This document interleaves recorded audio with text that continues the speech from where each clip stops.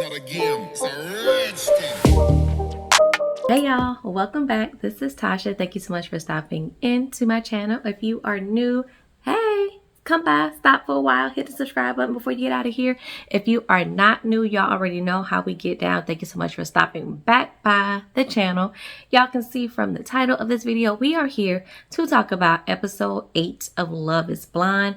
I was going to combine 8 and 9, y'all, but as I started typing the notes and I realized how much had happened in episode 8, this video was going to be extremely too long. So I had to separate them because we got a lot to talk about what went down in episode 8, y'all. So let's just jump right into it, okay? So the episode opens up with us continuing the Lydia, Milton, Uch saga of it all, where Uch is still trying to provide all of this evidence for this case that he's building against Lydia, as if we believe he is a source of truth for this situation. We know that both of y'all are telling a little bit of the truth and both of y'all telling a little bit of a lie. So we just gonna leave it at that, okay? Uch says he just wants to be honest. And he said he didn't say anything to Milton about their relationship on the guy's side, but on the girl's side, essentially Lydia was over there telling Aaliyah everything that she needed to know and did not want to know about Uche. So he thinks that Lydia was still very much so upset about how things ended with the two of them. He said his last text to her said that she was an amazing person and that she should not change anything about herself, but that was not honest. So you lied to her then, but you expect us to believe everything that comes out of your mouth now is the truth. Nah, Uche, that ain't how that work. It don't work like that where you can present us with telling us you lied about something, but everything else I'm being honest about, okay? No. Lydia comes barging in. She's grabbing at Milton and she's yelling, Milton, Milton, Milton, Milton. She wants Milton to get away from Uche, okay? And Uche, the narcissist that he is, he's like, you're not going to let me talk to my friend? I'm just trying to talk to my friend. Uche, you trying to start mess. Let's not act like this is just an innocent conversation, okay? Then he says, if Milton says yes at the altar, it will be the worst decision of his life. And that is the only thing me and Uche probably can't agree on. If Milton says yes, this would be the worst mistake of his life, okay? So Uche goes back and he joins the group of the other, pod people that are there. And y'all know his buddy Izzy is going to check on him. They are pretty much, I have realized at this point in the episode, of the season, that they are pretty much the same person. One of them just speaks a little bit of Spanish and he's broke. I'll let y'all determine who that is, okay? Uche now feels the need to explain himself to everybody in the group. Nobody looks that interested. Johnny is kind of yawning and getting her shocked face. She deserves an Oscar for everything that she's doing right now.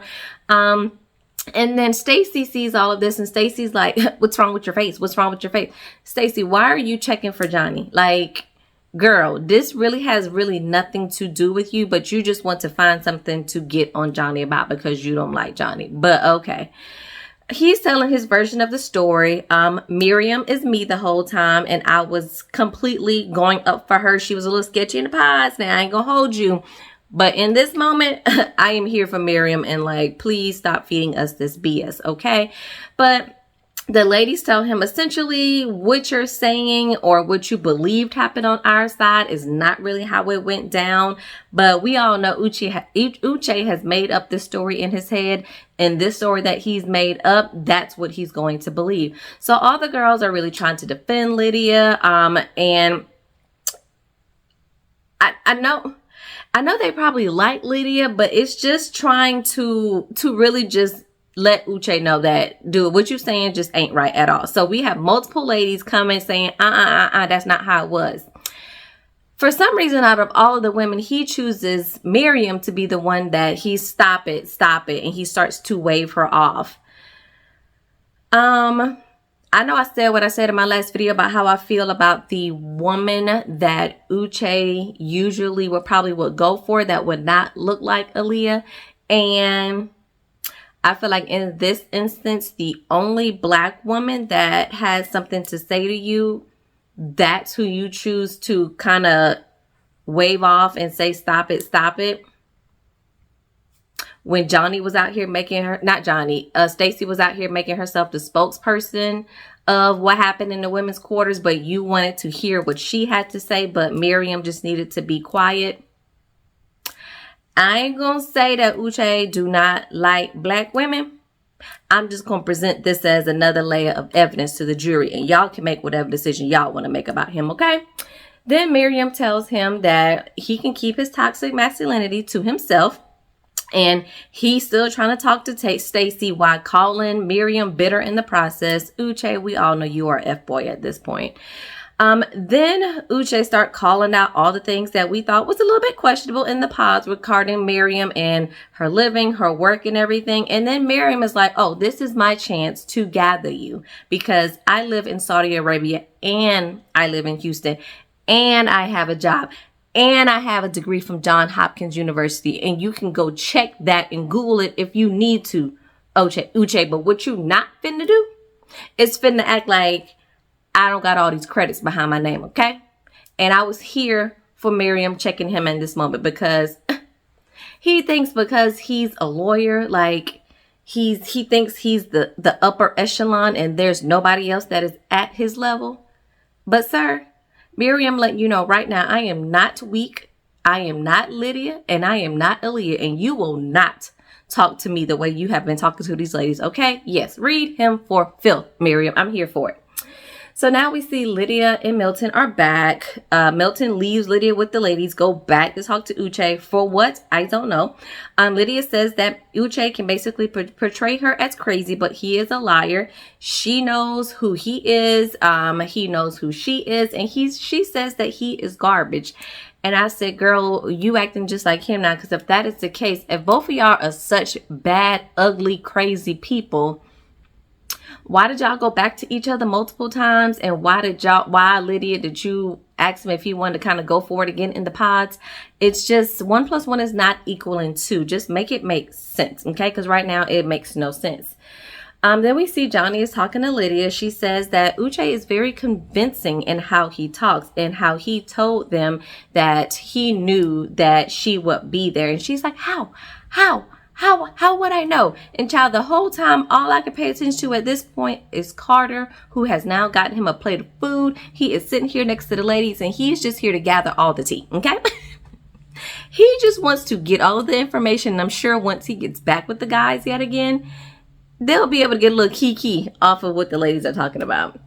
So then we have to hear the same story with Uche and Milton about the IG friends. He's ready to bring out his phone to show Milton the receipts. In my opinion, Milton basically looks like he is over it. Uche is saying, I doesn't want it to affect you guys' relationships. I just would not be a good friend if I didn't tell you this stuff. Uche, you are getting such joy and pleasure of telling this man this information that it is, I'm sure the inside of you is beaming. You are so proud of yourself in this moment. So stop acting like this is all about you being a good friend. But I'm going to tell you all these nasty things about your fiance, but I really want y'all relationship to work. I just really do. No, you don't. Okay. Milton says that his mom always said that your perception is your reality and y'all have different perceptions. And I love this. Milton, I'm going to use this instead of saying that people are lying. I'm just going to say that your perception is your reality and it's just different from mine. That's all I'm saying. But Milton ends up using some smart words about the X and the Y axis and XY chromosomes, whatever else he was saying. But he said he think he found his girl, and basically he don't care what Uche got to say about trying to break them up, and he's ready to get his girl and they are ready to leave. Okay. Milton tells him that he wishes him the best of luck. Uche is like, in the pods, I was more worried about her breaking your heart, wasn't I? Wasn't I? Still trying to sound like the good guy, but he's an a-hole, okay? And then Milton is just like, yeah. Peace out, brother. I'll catch you in the group chat. This man shows all the time how he is only 24 years old and how he behaves.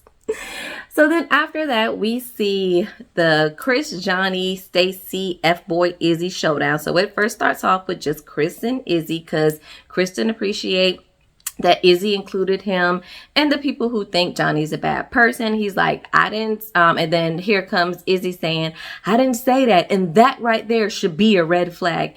Izzy, you are the walking red flag. So you can't call out anything that nobody else is doing at this point, okay? Then we hear basically a replay of what we just heard with Uch and Milton. I just want the best for the two of you. I'm not saying any of this, to interfere with what's happening with you guys. You're my friend. Blah, blah, blah. I done told y'all, Uch, Izzy. Same person. One of them is just Brooke. Okay? Same person. Chris says, I don't want you or anyone else feeding her information that isn't true. And then he tells Izzy, and then here comes Izzy telling Chris, she told me she loved me 4 times, bro, and I never said it back. I never said it back. Y'all, I cannot stand Izzy. And then he says, I'm just here, basically looking out for you, Chris, because we both have good hearts and people can easily take advantage of us. Izzy, you don't have a good heart. You don't at this point. Like, I'm sorry. It's showing that you low-key, I think, in love with Johnny. Maybe I'm wrong. But anyway, Johnny and Stacy now join the conversation. Here comes another war that's about to start. Stacy says that, when they were in the pause, she saw that Johnny was full of ish, and it's only right that basically you are the same way in the real world now. Johnny tells Stacy that she was really deceitful because basically Stacy did not tell her that Izzy was the connection, and she knew that Izzy was her number one. Stacy says she didn't trust her and she really doesn't owe her anything. And Johnny's like, well, the relationship between me and Izzy really had nothing to do with you, which, I mean, technically it really didn't. Stacy is just making it her business now at this point. And then here comes Stacy, start pointing this little finger, saying that Johnny is an ish person. She's just mad that she ever shed a tear for her because she was really crying that she was basically going to get her heart broken by Izzy. Stacy definitely had a lot of liquid courage going on, because if she is waving that little finger in my face, Johnny was a better woman than me, because I would have grabbed that little finger. If you want to keep this little finger, I suggest you have it stop playing in my face, okay? But anyway, Stacy and Izzy, they really think this is making them look good, and they are really doing something in this moment. I guess telling Johnny about herself and trying to expose her to Chris. And I think this is falling flat, and this is not giving what y'all think it had gave. But they about to leave. Izzy is like, Chris, we good. This ain't got nothing to do with you. And Chris like, nah, we ain't good, basically, because you ain't good with my lady. And he's like, nah, we good. Chris is like, no. And I am with Chris on that. Like, regardless of how him and Johnny are now together, now they are together. And if you don't like my woman, you don't like me. We ain't got nothing to say to each other. That's how I roll, so I can appreciate Chris for that, okay? Stacy and Izzy, they got to go back to the group, report back what just happened. And I just found it funny in this moment that really there was nobody in the group that they showed us that was really agreeing with what they were saying about Johnny. So at this point, y'all just look like some haters that just mad at Johnny, don't want Johnny to find love, and nobody that's there. And y'all hated that, I guess, she picked a good guy in Chris. And Stacy, you hated that you were now left with the F-boy of Izzy. Like, that's all I can gather at this point. So now we see Lydia's crying with Milton, asking if he would defend her. And he's like, yeah, I would always defend. This was just really such a minute issue. And Lydia's like, what's that? Child, she don't know what minute means, just like Lydia. But he speaks words of affirmation to her, tells her that they will make it through, and now they're going to go head off to their dinner reservations. Child, this whole back and forth, this party that was supposed to happen was not much of a party. This was just drama, okay? And then we see now Stacy and Izzy are home. Izzy is still going on and on about the conversation, saying he's annoyed that Chris thought he was going against him, and Johnny has really gotten all in his head. I just want Izzy to shut up, like just sober up and shut up. He thinks Chris should not be with Johnny, but I'm confused as to why this affects either of them and why they are so worked up about it. Like it has no bearing or effect on the relationship that y'all have now, to say y'all love each other so much and you're so happy you chose each other. Be happy with that and leave Johnny and Chris alone. So now we see Stacy is getting into Izzy's because she can't figure out why Izzy cares so much about Chris and Johnny. And Stacy says it'll never work between the two of them. And I'm like, just the way it won't work between the two of y'all? Okay, girl. But she eventually tells him that it bothers her about Johnny. And then he has to say that he got so turned on watching Stacy just rail into Johnny. And he's just so glad he is with Stacy. And I'm like, Stacy, girl, at this point, if you can't see that he has a hard on for Johnny, sis, I don't know what to tell you. Because if a man told me that it turned him on to watch me rail into a woman that he did once like, I would be giving him the side eye and I would be packing my bags and we can exit stage left. Because why? I just don't understand. She says that really the only time he kind of does this whole professing of his love for her is when there is conflict. And she just really wants to, if he walks in the door on a regular basis, you know, really show how much he appreciates her. Again, that's because he loves Johnny, girl. And I'm just over Izzy at this point because he continues throughout that whole interaction with them. He continues to act as if Johnny was the one, like it was a one-sided relationship. Like Johnny was the one that was just all over him and he didn't like her at all. And he showed no interest. Like there was a mutual interest between the two of y'all. We saw that and Stacy is well aware of that. So I don't know why now, Izzy, you're trying to change and paint the narrative as if she was just all over me, bro. She kept telling me she loves me. She wanted me to be her boyfriend because both of y'all liked each other in the pods. Cut it out, my guy. Like, stop it. But then he's like, Johnny was just like a pod chick. And Stacy was like, well, I was just a pod chick. He's like, no, don't say that. You're my fiance. Yeah, she's a pod chick turned fiance. But her and Johnny were on the same playing level. Izzy, stop acting like Johnny is down here and Stacy was up here. You stop it. And then Izzy starts feeling some kind of way, of course, because he's drunk and he's in his feelings. And he's like, Stacy doesn't think he does anything for her. He's like, I get you flowers every Monday. Okay, does she ask for flowers every Monday? It sounds like she's asking you to cook and you just won't cook. But then, of course, like a true narcissist, he flips it and he starts to play victim.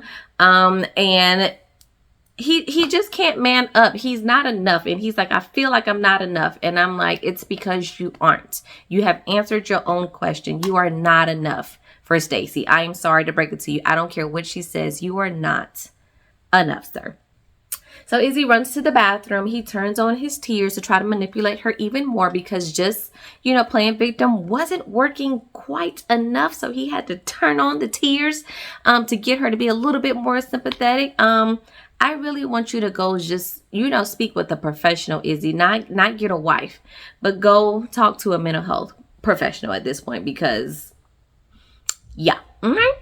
So we then see Milton and Lydia have a little pillow talk. He says he thinks he's a little bit more level-headed than she is and he's not as emotional, which is true. Lydia just definitely reacts off her emotions, unfortunately. I think she's always going to be extra spicy. That is just who she is. So if Milton is expecting that to change, you better find you another woman, okay? But she says, you know, I love you and you love me, right? And child, Milton says 100%. And that's when I knew Milton don't really love this lady. If you really loved her, you would have been, of course I love you, baby. Why would you even ask me that? Absolutely love you. Milton said 100%. Which indeed, it's not 100%, but okay. We then see Stacy. She is teaching a Pilates class. Izzy shows up to her job since he probably ain't really got no real job to show up to.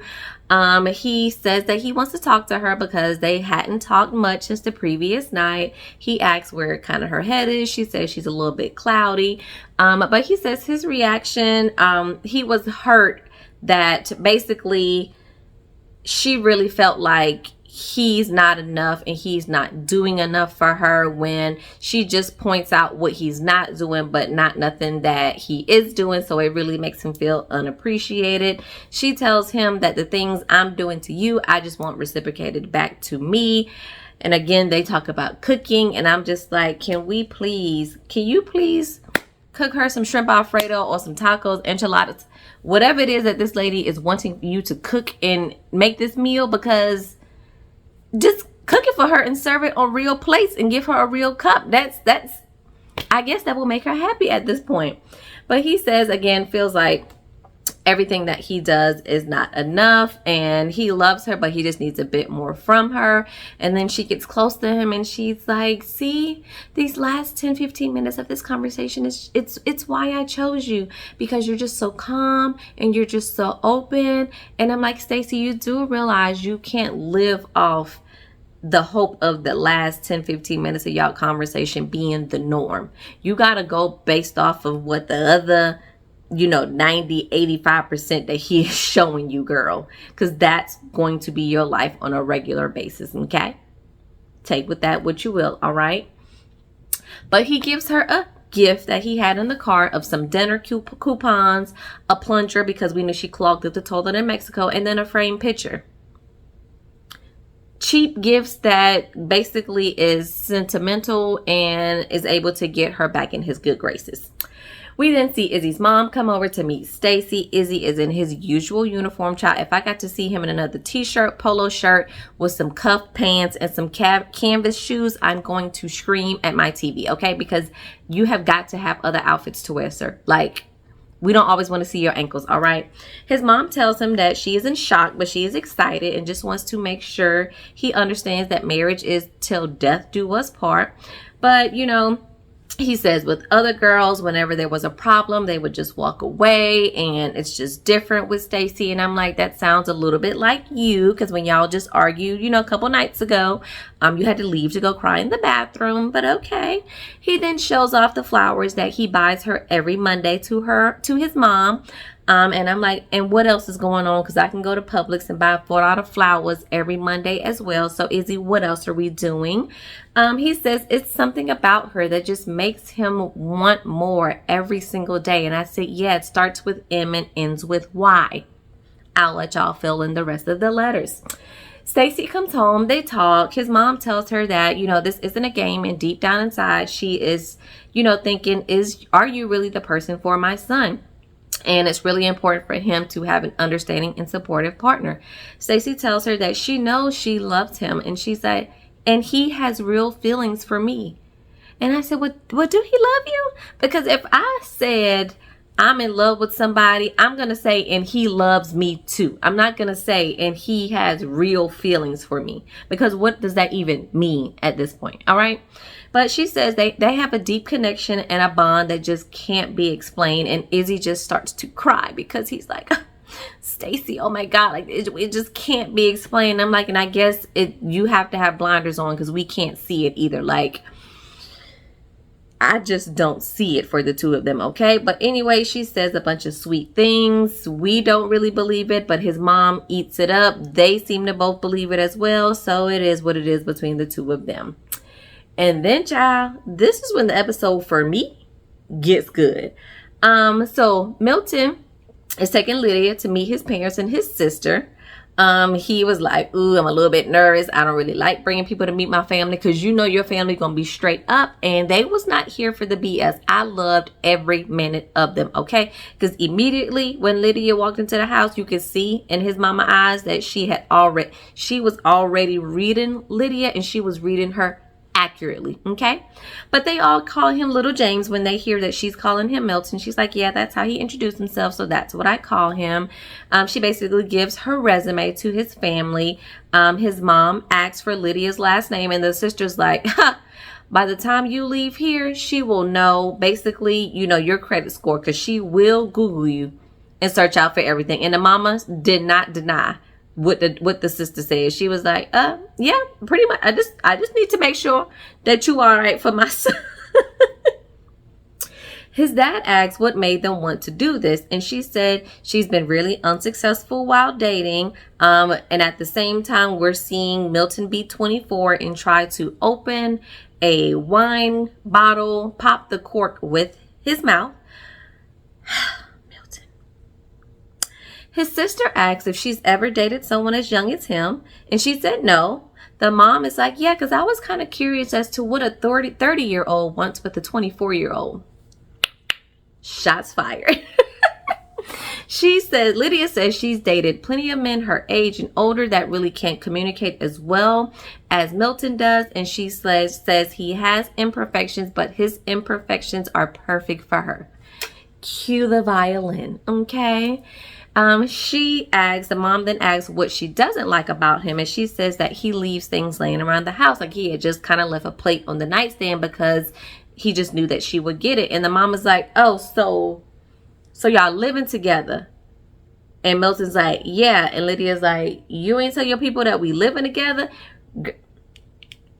He done told her 100% sure I love you, and now you ain't even tell your folks that you living with this woman?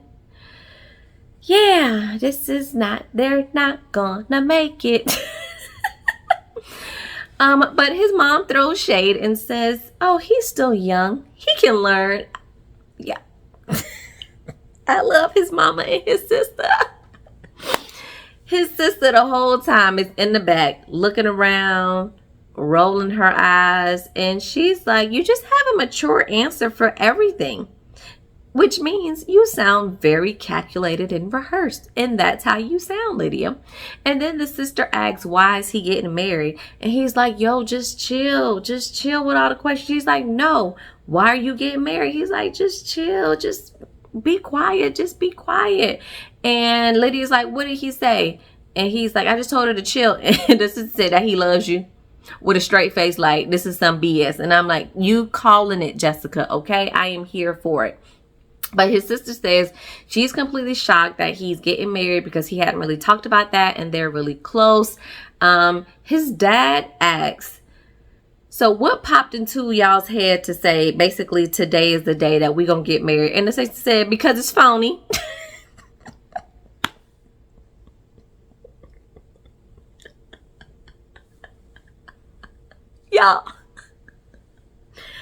Y'all. When I tell y'all I live for Milton's sister and mama, they were the MVPs of the whole episode, okay? So Lydia then talks with his mom and sister because mom is like, we need to do an analysis, okay? Because it's like with a job. You can look at the resume and the resume can be great. And then when you actually get them on the job and they start performing the job, you realize they aren't qualified for the job.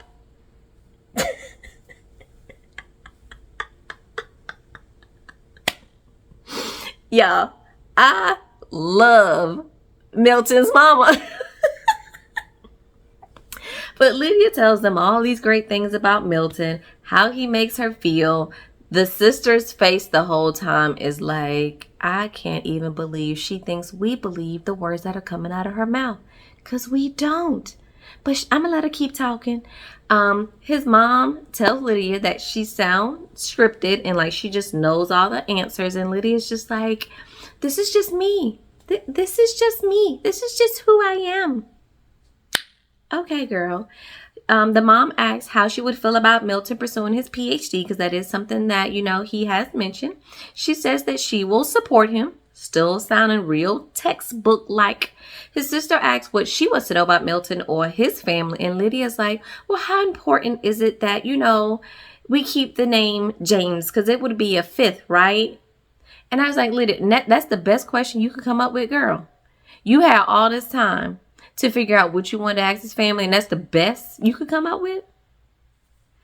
But his mom says when, you know, Milton was growing up, that because he was so tall and he would kind of lean on her, she would really try to tell him, no, you sit upright, you know, be strong. One day you're going to be somebody's father. One day you're going to be somebody's husband. Like, I really start to see those qualities in him. You know, this is his sister. So his sister sees him as a brother, but I see him as, you know, the person that I've raised from all the things that I've instilled upon him. So Lydia then asks Jessica, his sister, what concern she has.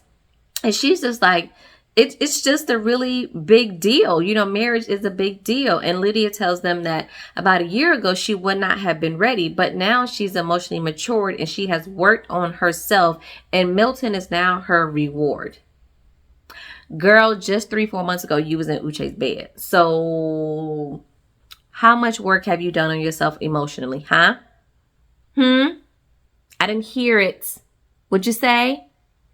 I'm going to need a little bit more proof. Give me the Carfax report, because I'm not seeing all the work you've done on yourself emotionally. But she's saying, you know, she's just waiting for Milton to give her basically all this reassurance, because the sister is like, I just don't see it. I am just waiting to really see what it is that makes y'all be so in love and make y'all want to get married. And that's because we don't see it either, girl, because like you said, it's phony. It is phony. But that's how episode 8 ends. I will rewatch, because I've already watched both of them previously. So I will rewatch episode 9, and then I'll be back with that review, so that this video was not going to be an hour long. But let me know what y'all thought. Did y'all have so much glee like I had with Miriam getting Uche together and Milton's sister and mama getting Lydia together? Because I probably love that more than I should have. Sorry, not sorry. But let me know what y'all thoughts were about this episode, and I'll catch y'all for episode 9. Peace.